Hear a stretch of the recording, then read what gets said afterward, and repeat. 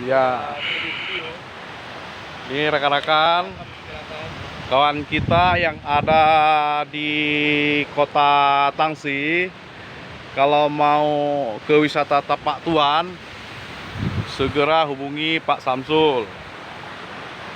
Ya, Pak Samsul siap melayani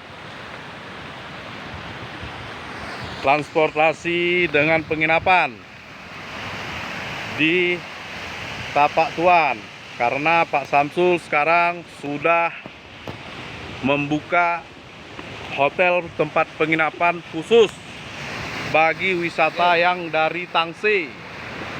Nah, ini rekan-rekan, kebetulan Pak Samsul bersama istrinya sudah ngecek tempat Lokasinya sangat indah. lokasinya. Dan Anda pasti tidak rugi dan sangat puas. nah, ini rekan-rekan.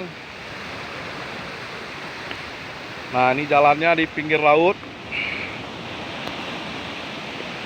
Nah, ini lautnya.